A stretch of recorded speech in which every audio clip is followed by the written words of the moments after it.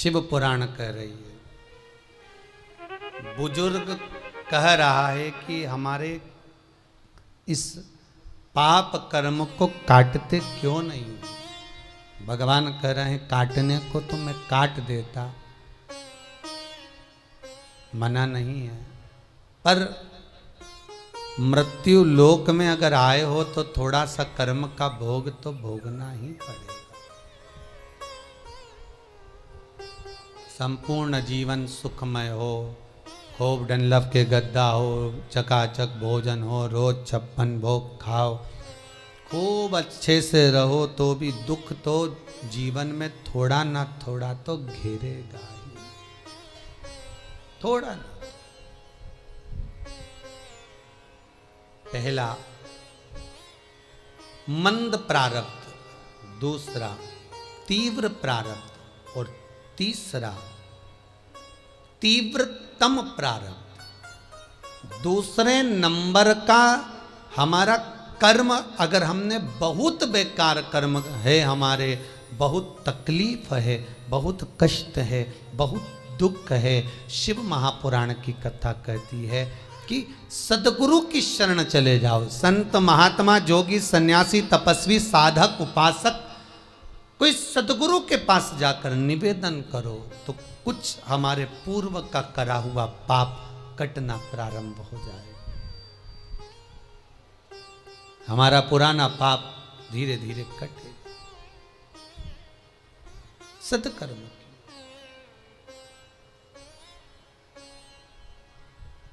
फिर एक निवेदन करूंगा। जीवन में अगर बहुत तकलीफ है, बहुत कष्ट है, आपको पहले भी कहा फिर कहते हैं, 15 अक्टूबर को शिवरात्रि पड़ेगी।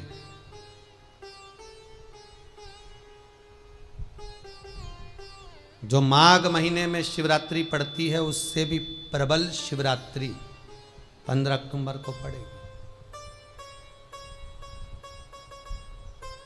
ये शिवरात्रि अधिक मास के महीने की शिवरात्रि है, अश्विन की।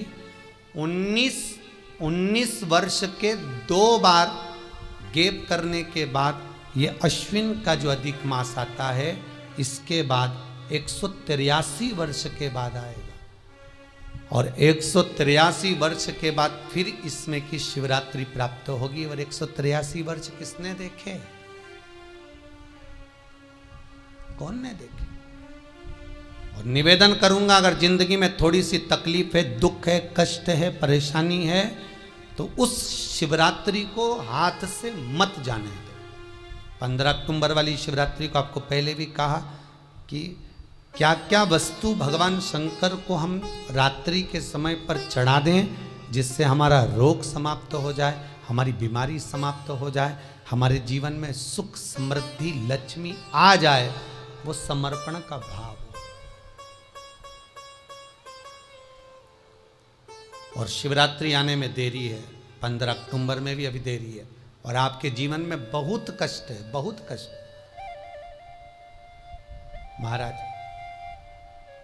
5 कमलगट्टे, 5 बेलपत्र तांबे के लोटे में जल भरकर रख लीजिए। सीधे हाथ पर उस कलश को रखो जिसमें 5 कमलगट्टे और 5 बेलपत्र रखिए। श्री शिवाय नमस्तुभ्यम शिव महापुराण का मूल मंत्र है, जैसे भागवत का मूल मंत्र है ओम नमो भगवते वासुदेवाय। शिव महापुराण का मूल मंत्र है श्री शिवाय नमस्तुभ्यम। इस मंत्र का 5 बार स्मरण कर कर आपको जो तकलीफ है उसको हृदय चित्त से धरकर मस्तक से कलश को लगाकर किसी एकांतेश्वर महादेव पर, एकांतेश्वर महादेव मतलब अपने गांव से, नगर से, शहर से जो बाहर खेड़े में हो, बिल्कुल बाहर, जिस शिवलिंग पर कोई पूजन करने ना जाता हो, एकांत में बैठे हो, जंगल में बैठे हो, कहीं किसी वृक्ष के नीचे विराजमान हो, ऐसे एकांतेश्वर महादेव पर अपनी कामना कर कर वो जल समर्पित कर दो। एक बेलपत्र, एक कमलगट्टा उठाकर अपने घर पर लेकर आ जाओ। जो तकलीफ बहुत ज़्यादा हो रही है 5 दिन में आपको मालूम पड़ जाएगा, 5 दिन में अंतर आ जाएगा। शिव का अनुमोदन करो, शंकर का स्मरण करो। महाराज ये अश्विन का जो अधिक मास है 183 वर्ष के बाद वापिस आएगा। योग, ये योग पहले मिल जाता 19 वर्ष में, पर अब मिलेगा 183 वर्ष।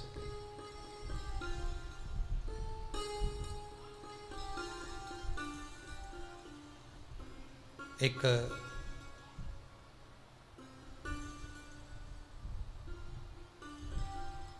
किन्हीं माता जी का एक प्रश्न था, वो ध्यान में नहीं आ रहा है वो कहाँ से थी, कि उन्होंने एक प्रश्न किया था, व्हाट्सएप पर लिखा हुआ आया था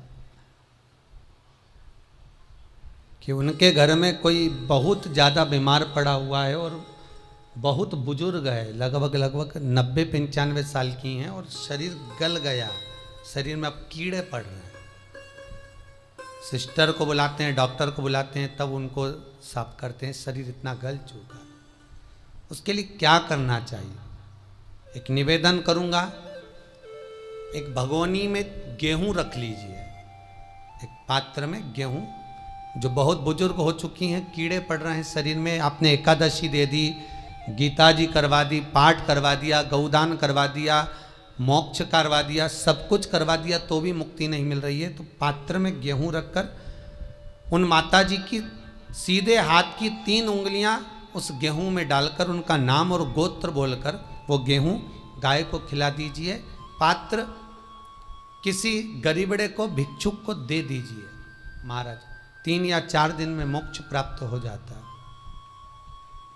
इतनी अगर भोग रही हैं तो कर सकते, इतना कष्ट अगर भोग रही हैं कि शरीर गल चुका है, कीड़े पड़ रहे हैं शरीर के अंदर और सारी खाल टपक टपक कर गिर रही है, तो उनकी मुक्ति हो, उनका मोक्ष हो। आज माता जी कह रही थी कि हमने गीता जी सुना दी, पाठ कर दिया, सब कुछ कर दिया, गौदान करा दिया, सब करा दिया, पर मुक्ति नहीं हो। शिव का हो, शंकर को, मेरे बाबा विश्वनाथ का स्मरण करो, मिलेगा।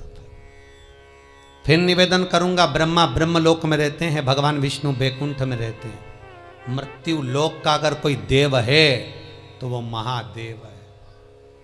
पृथ्वी का अगर कोई देवता है तो वो देव अधिदेव महादेव है। पर हमारी आदत है, हम पड़ोस की काकी आती है तो उसको प्रणाम करते हैं, मासी सास आती है तो उसको नमन करते हैं, चाची सास आती है तो उसको नमन करते हैं, और घर में सास बैठी रहती है उसको कभी नमन नहीं करते। आदत है ना हमारी। दूसरों को तो हम प्रणाम कर लेंगे पर घर की सास को नमन नहीं कर पाते। उसी तरह हम भगवान विष्णु का स्मरण कर रहे हैं, ब्रह्मा का स्मरण कर रहे हैं, सारे 33 कोटि देवताओं का स्मरण कर रहे हैं, पर भूलोक का इस देव अधिदेव महादेव का हम कितना स्मरण कर रहे हैं। हम तो भगवान शंकर के मंदिर में भी जाते हैं तो छल करते हैं। गए मंदिर में, वहां का लोटा उठा लिया, पानी भर लिया, शंकर जी को चढ़ा दिया। लोटा दूसरे का, पानी दूसरे का, मंदिर भी दूसरे का, पानी चढ़ा दिया बस। और इतनी सात्वित्ववान सिर पे पल्लू मल्लू रे कि ऐसे पानी चढ़ाए। शंकर भगवान भी सोचे काय को नौटंकी करे रे, काय को नाटक करे। पानी दूसरे का, लोटा दूसरे का, शंकर जी पे चढ़ा रही। अगर शंकर को जल चढ़ाना है तो घर से लेकर जा, लोटा भी घर से लेकर जा। और अगर मंदिर का पानी लिया है, मंदिर का लोटा लिया है तो 1 रुपये लोटे का किराया, और 1 रुपये जो लाइट जली, पानी भरा जिस पुजारी ने, उसका 2 रुपया दान पेटी में डाल, तब जाकर तू शंकर को पानी चढ़ाएगी। तब शंकर उस जल को स्वीकार करता है। किसी की लगी लगाई थाली मिल जाए पूजन की और तुम सिर पे पल्लू लेके कुंकू चावल रोली बोली सब चढ़ा दो, और बेचारी वो बाद में आए तो देखे तो यहाँ सब साफ, तो क्या भगवान स्वीकार करेगा? भगवान ऐसा स्वीकार नहीं करे। फिर निवेदन है, बरसाती मेंढक मत बनो रे, अच्छे से सेवा करो, थोड़ी करो पर अच्छी करो। घर से पानी लेकर जाओ।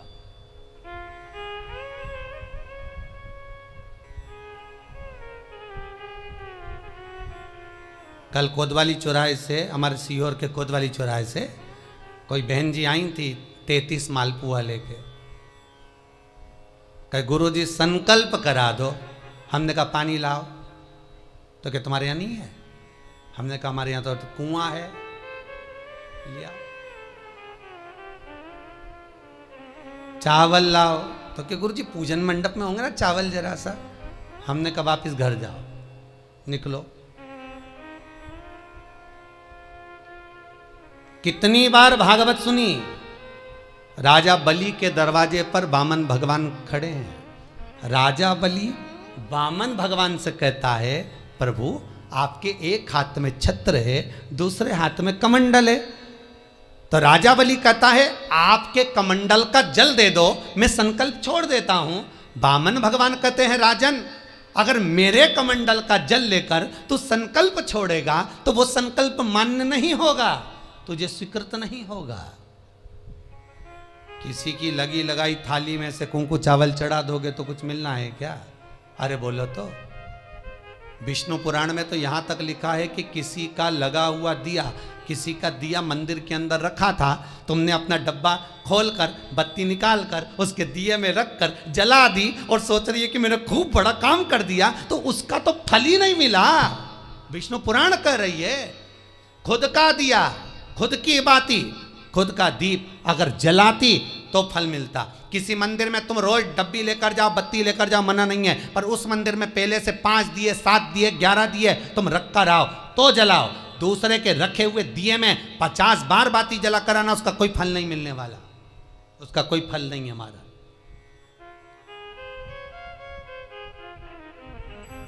खुद का जल लेकर जाओगे, खुद का लोटा लेकर जाओगे तो फल। यहां तो स्वयं भागवत कह रही है, राजा बलि के सामने वामन भगवान कहते हैं राजन तेरे कमंडल को लेकर आ, उससे संकल्प छोड़, अगर मेरे जल का संकल्प छोड़ेगा तो उसका कोई फल नहीं मिलने वाला। राजा बलि अंदर गया, जाकर भी उसने कर्म बेकार कर दिया। राजा बलि ने क्या, कमंडल लाना था खुद का, उठा लाया शुक्राचार्य जी का। शुक्राचार्य जी का कमंडल उठाकर लाया, इसलिए शुक्राचार्य जी कमंडल के अंदर जाकर बैठ गए, एक आंख लगाकर देखते रहे। जल बाहर नहीं निकलने दिया शुक्राचार्य जी ने कि मेरे कमंडल का जल कैसे निकल जाए भला।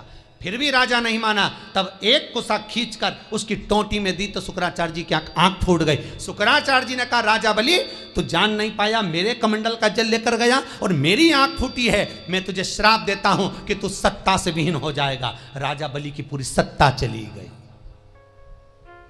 पूरी सत्ता मात्र कमंडल के जल के कारण चली गई। तो आप अगर दान करने जा रहे हो, आप कन्या दान करने जा रहे हो, आप गौ दान करने जा रहे हो, आप वस्त्र दान करने जा रहे हो, आप मालपुए का दान करने जा रहे हो, आप स्वर्ण दान करने जा रहे हो, तो जल चावल आपका होना चाहिए, संकल्प आपका होना चाहिए, दूसरे का नहीं। इसलिए नैमिषारण्य में जो 108 शिव महापुराण की पोथी बिठाई, तो वहां जो संकल्प छूटा आपके घरों में छुड़वाया, घर के अंदर। और 15 अक्टूबर को जो शिवरात्रि का उत्सव रात्रि को 9:20 से 10:20 पर इसी टीवी चैनल पर जो हम कराएंगे, उसका संकल्प आप अपने घर में बैठकर छोड़ना, यहां नहीं, अपने घर में। और अगर कोई यहां आता भी है तो साथ में पानी की बोतल लाओ, चावल लाओ, पूजा की थाली लाओ, फिर बैठो।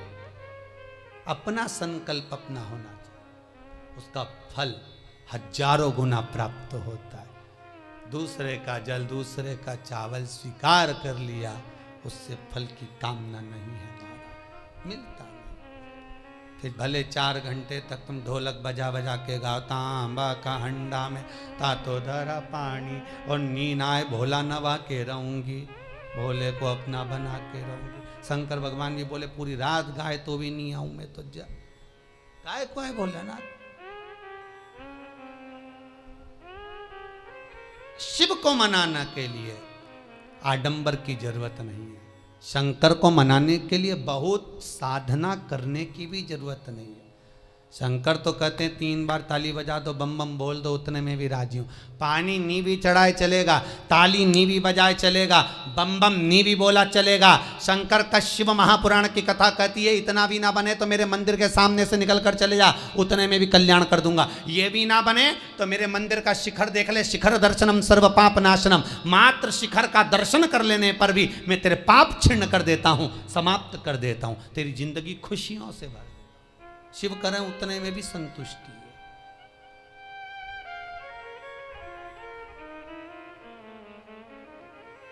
उतने में भी संतुष्ट।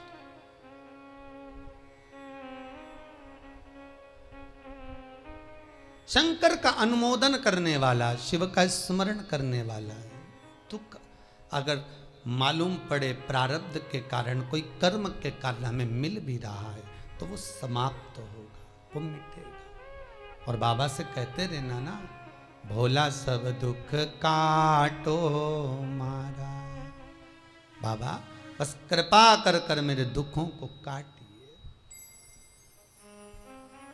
बाबा बोले शिव, उस बुजुर्ग से कहते हैं तुम्हें कर्म का भोग भोगना पड़ेगा।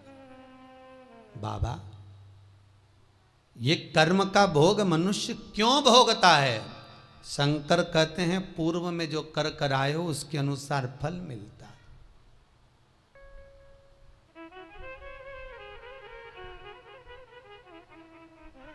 अभी 2 दिन पहले की कथा याद करो। कथा में कहा था खूब भगवान ने धन दे दिया, जिसके घर में 10-10 नौकर लगे और घर का मालिक इतना चड्डा पहनकर, टी शर्ट पहनकर कुत्ते को छी करा रहा है। कथा में कहा था कि नहीं कहा था?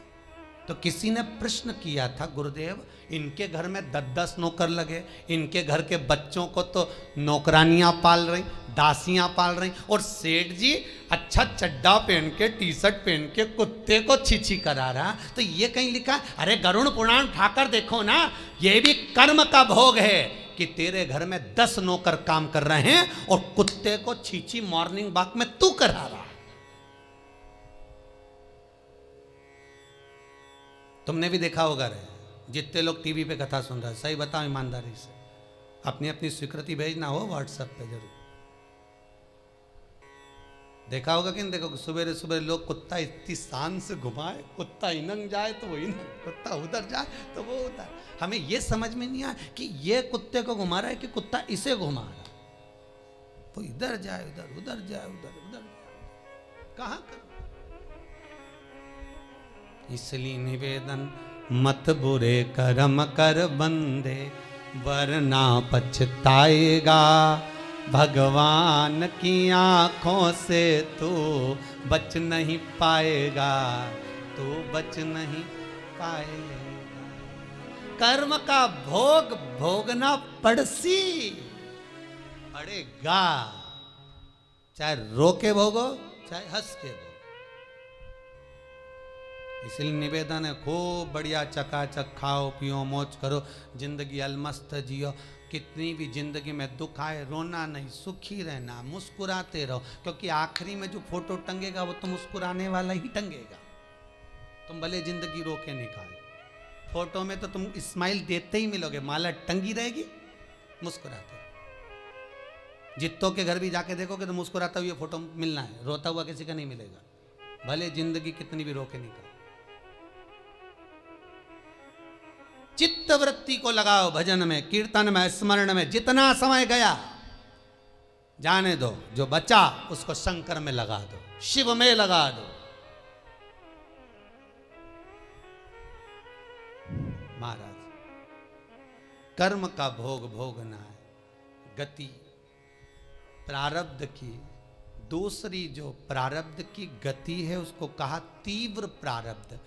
इसके भोग को अगर तुम भोग रहे हो, दुख आया है तो संत सतगुरु की शरण में जाकर कहो, दुख मिटेगा।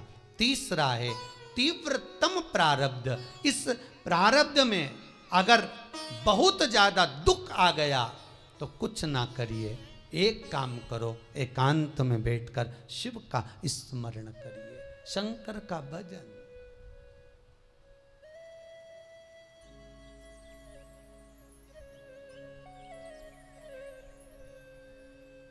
बटकेश्वर महादेव और पिपलेश्वर महादेव,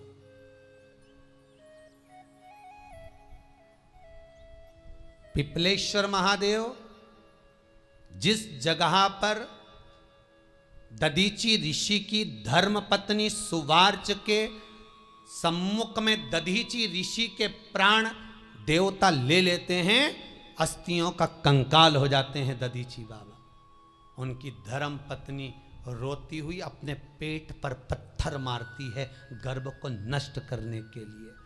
वहाँ शंकर भगवान प्रकट होते हैं पीपल के पेड़ के नीचे।